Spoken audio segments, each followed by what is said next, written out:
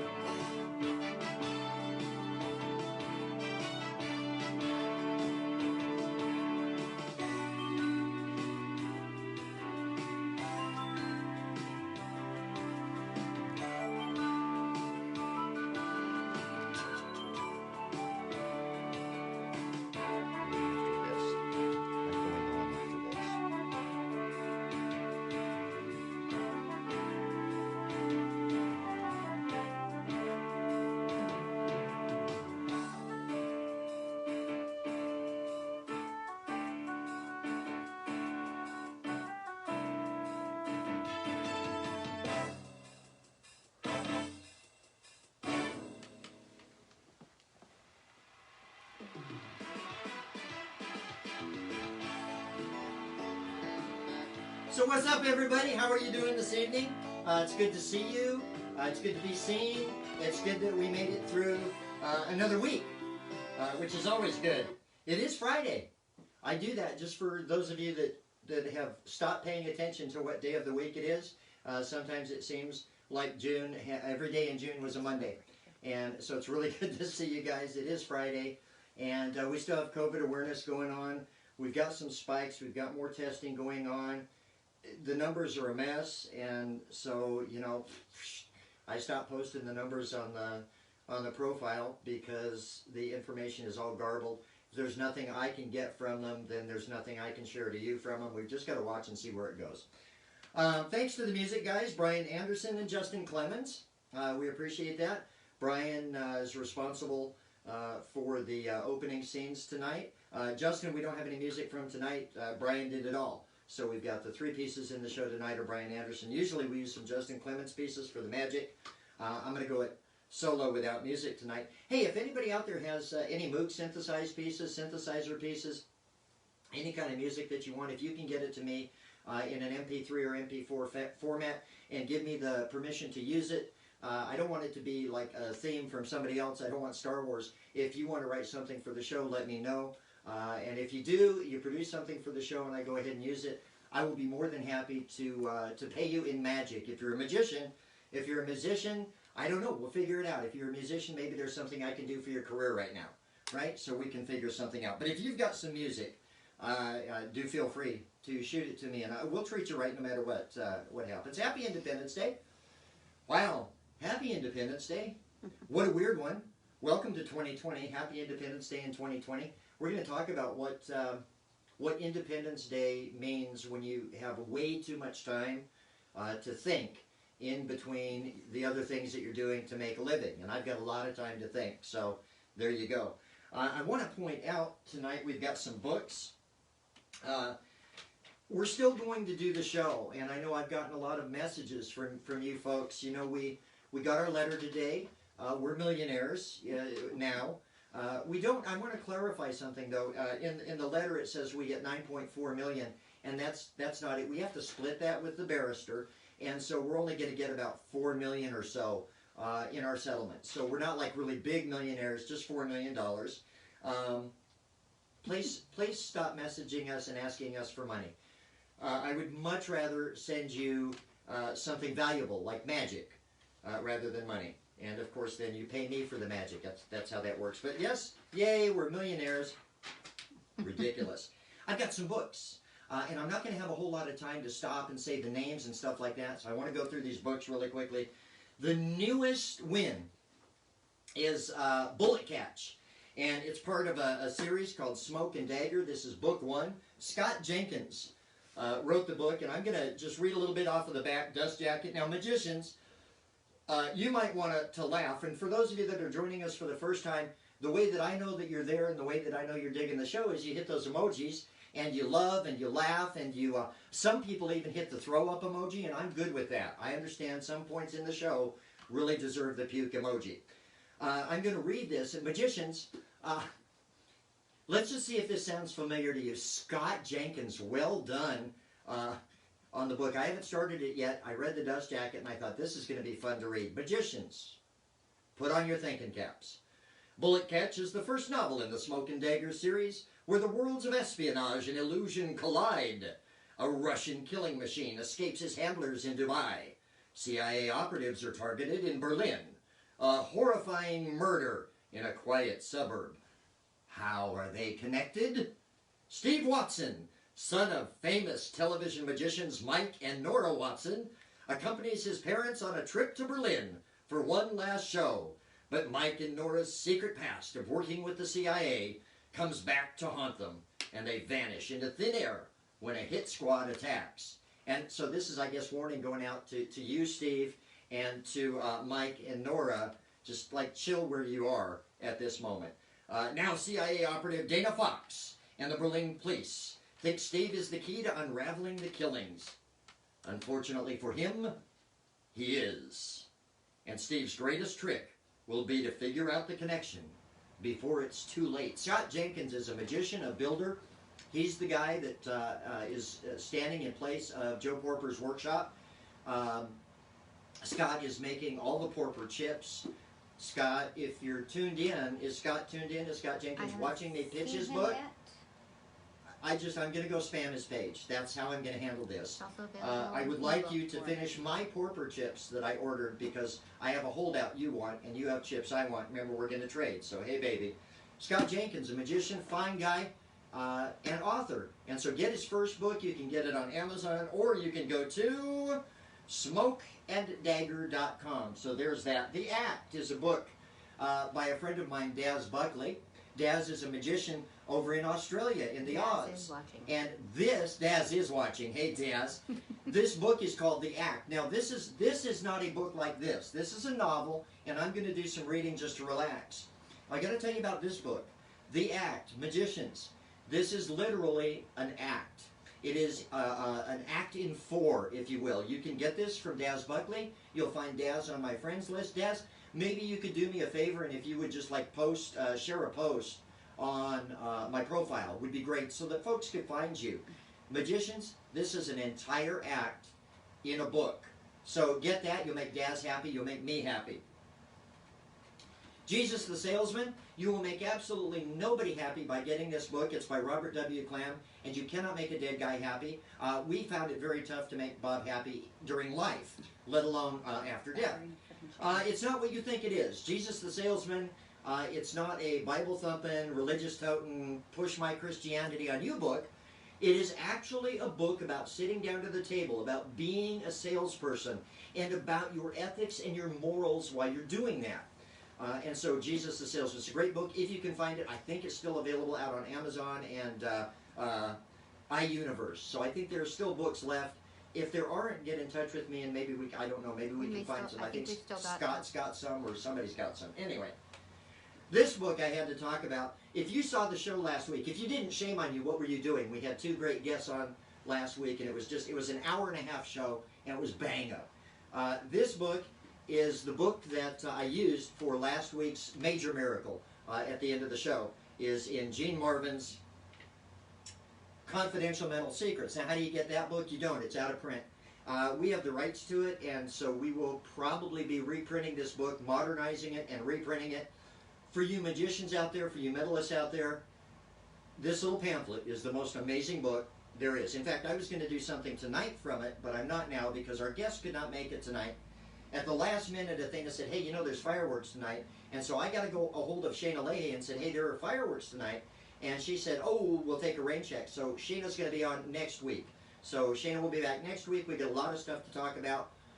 Rural Black Lives Matter, rural race awareness, rural, what we're doing to make the world a better place. Because you can't just sit back and not do anything. You actually have to do something to make the world a better place. So the other thing that's in the book is this thing, and I'm not going to do it tonight, so I'm just going to strike it from the stage. My 2 last books are from some great guys up in Canada, and I know you can't say that about many Canadian folks, but boy, these 2 you certainly can. Reading Writing, and I almost hate to give this up. Reading Writing is a book by Ariel Freilich, and yes, Ariel's a fellow Jew, and which is not why I saved his book to last. It's not anything like that, favoritism or whatever. This is an amazing book, magicians. I'm not even going to go into it here. We've got too many muggles that check in and watch this. By the end of Wednesday, when we move this all to YouTube, we'll probably have 400 or 500 watches on it. So I'm not going to tell you what's in the book. Magicians, if you want to know, I am me, and I will tell you all about reading writing. It is the biggest super weapon I have found in magic to date. Super weapon. And then we have another gentleman who is, I would say from Canada, but he'd have a heart attack, a stroke, and die watching my show, and I don't want that. He's actually Irish. Oh, by way of the UK, and he's going to correct me on this. I just know it. He grew up in some interesting circumstances, and he got through some amazing tight squeezes. And this book is by Mark Lewis, Lives of a Showman. Mark is a man after my own heart. He's the most hated man on the internet today. I think he's the most hated man in the Magic Cafe, which is fine. He has his own group, and I'm a member of that. And Mark has put off more people than he's ever put on. I think that's a fact, even though he's a Sven pitch guy. This is the story, part of the story of his life. I keep trying to tell Mark, finish the book. It's not done yet. Don't finish it completely. I don't want la finie. I would like an end to your life story, though, not an end to your life. I'm looking forward to that. Mark has a lot more to write, and I know he does. This book, The Lives of a Showman, it's a great book to read right now. It's a great book to get, and it will make you feel a little more humble, a little more human, and you get to see how a real grafter, con man, gets out of trouble. Mark, I love you. You know that. Oh, he's dying. He's, how do I turn this computer off? I don't sound like that. That's what he's doing right now. And so there we have it. So the winner from our Share the Barron Landscapes contest, $200 worth of magic, retail value. And the winner is no one. people shared it once, which is great. I shared it 6 times, so I guess I won. But you guys, I don't want. Athena says, I shared it once too. Twice. You don't want twice? You don't want to win this junk either. I mean, it's not junk. Got it. This is very nice stuff that you should win. But we don't want to win it. We want to give it away. We want to send it to you. So I'm adding to it this week. And when we go off the air, when this episode publishes onto Facebook, you'll be able to share it. And if you would share it with the hashtag Barron Landscapes. Not you, Mark. Don't worry. You don't have to learn anything new for this. You don't even want this stuff. You've got enough magic. If you share it and reshare it and reshare it with the hashtag Barron Landscapes, we'll count who does the most shares, and we will send you postage paid in the continental U.S. Sorry, you all. If you want this stuff and you want to make a deal to pay postage on it outside of the continental U.S., I'm perfectly fine with that. So like Daz and I have found out, like he wants a set of rings desperately, and Daz and I have found out that I've given him a good price on the rings, and he said, Mike, I'll take those, yeah. And the post office goes, okay, $4,800 to ship. And so like we're waiting until COVID is gone. Daz, you'll get your rings, man, I promise you, you will get your rings. We have another little giveaway, and what I'm going to do is I'm going to go back on tonight's comments, and I'm just going to see the first person that posts the comments of the show right now. The first person that posts, I'll take it, gets the beautiful butterfly and caterpillar illusion. This is from Sam DeLee, made in India, created by Ian Adair from England, and these are a little bigger than what you might normally see. The normal ones are little tiny ones. But these are a little bit bigger, and I have a giant set too. But these are absolutely so much fun. And in the end, you've got these little worms, and the little worms turn into a butterfly. It's the most adorable optical illusion. If you can't think of a story that's really cute to go with this, you may want to consider becoming a ventriloquist, because I hear they're wearing masks now. And by the way, I'm considering that. That's going to be my next job if I have to keep pushing through this. I'll take it. Who will take it? Gilberta. Gilberta got it. Oh, sheesh, that's great. I don't even have to mail it. I just drop it in her, well, you know, your mailbox. Great, Gilberta, it's yours. You got it. So there's all that. So let's talk. You'll notice I'm not sitting down tonight. I figured we're going to make it fast so we can go see fireworks. And so I'm actually not going to sit down. Holy cow, that's a lot of rope.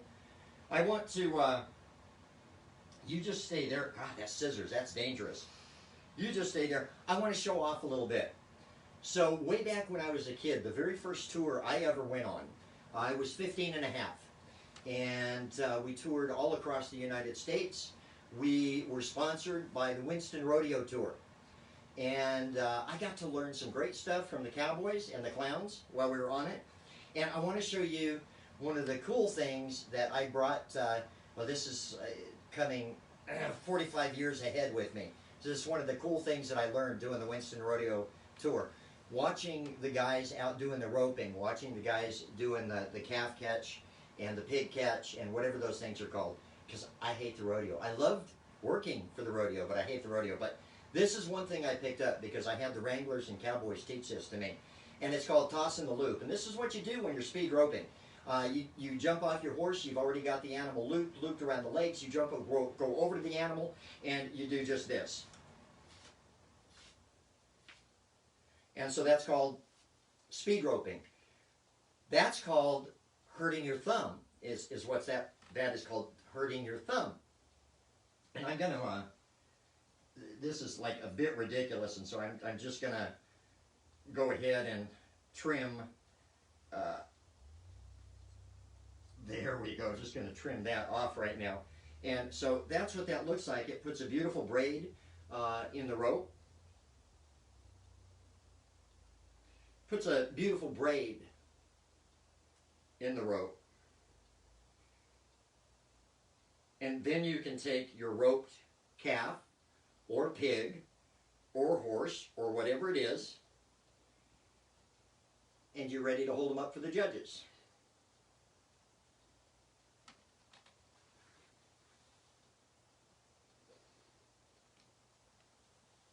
Is that a noose? That's not a noose.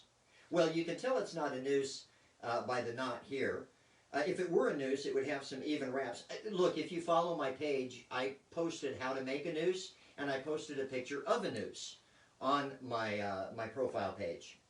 And this isn't a noose. You guys are all familiar with the NASCAR noose story by now, right? I'm sure you are.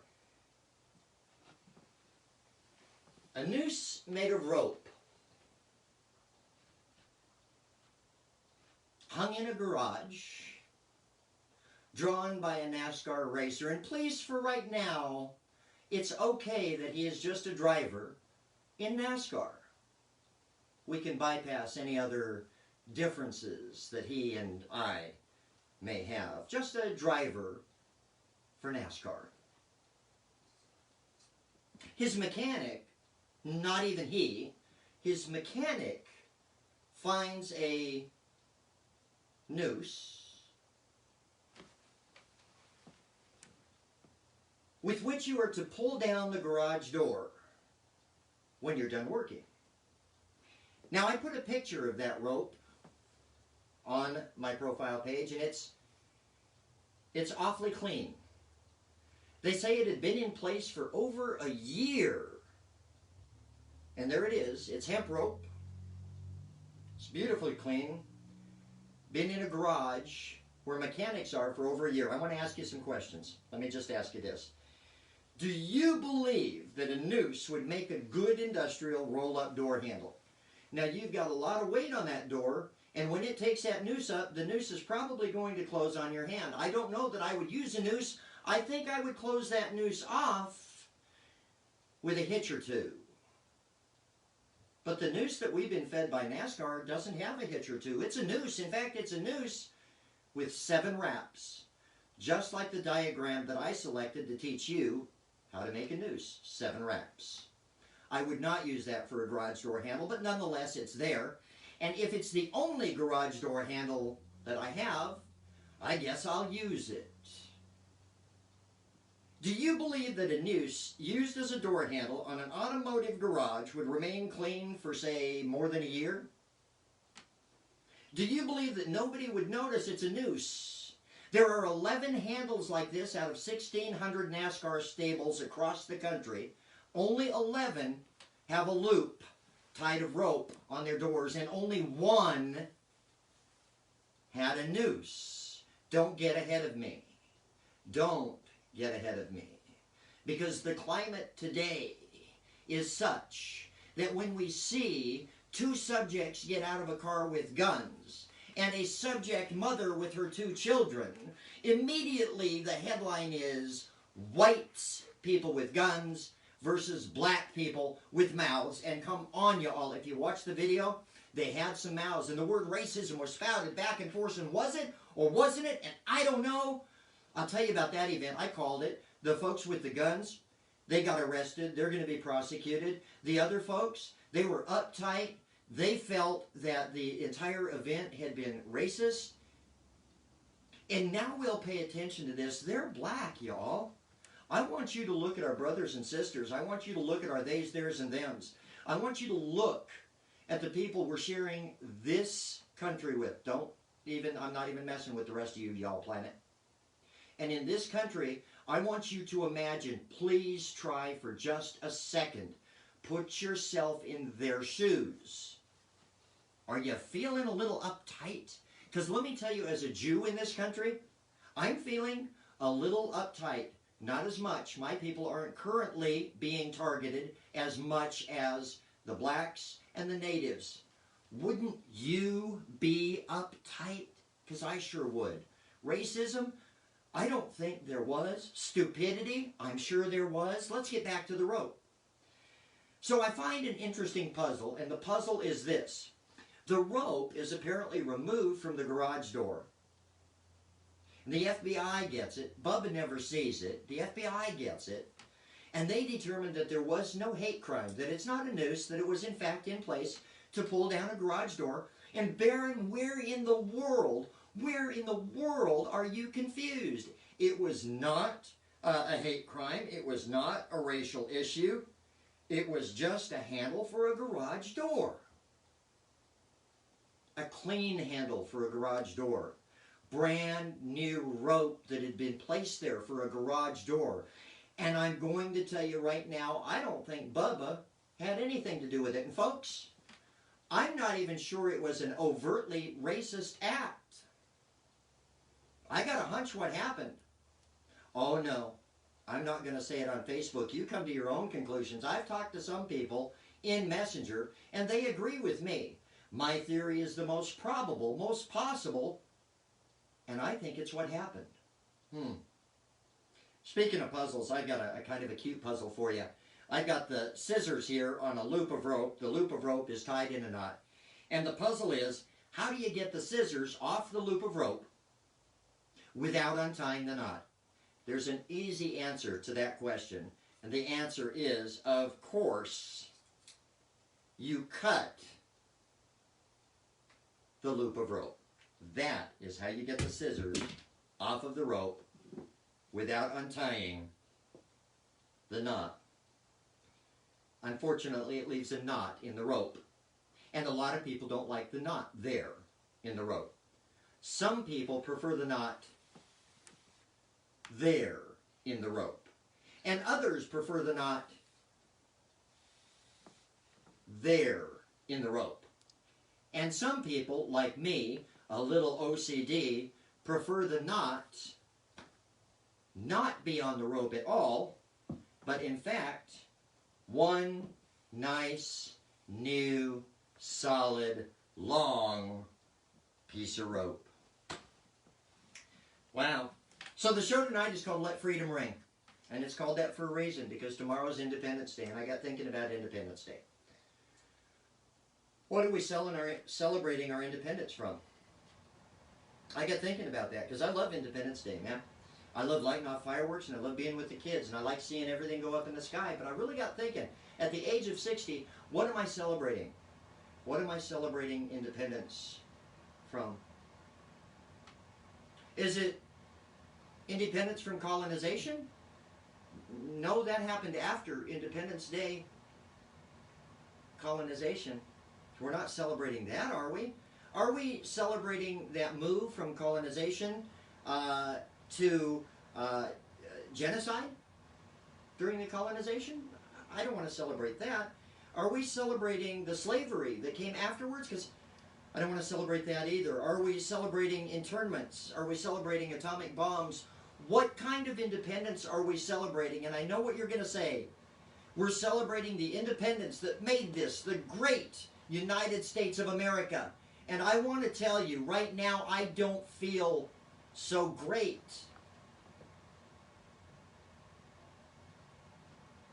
But I want to make America great again. There, I said it. Make America great again.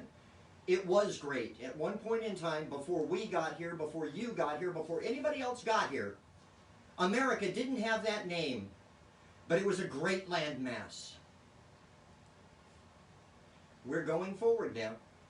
Yo, America can be great again. And what we have to do is forget about the egos, forget about the vanities. We have to accept the fact that there's some old pain here, and we need to heal that pain. And the way we heal that pain is we acknowledge it. We can't turn our eyes from it anymore. We can't turn our head from it anymore.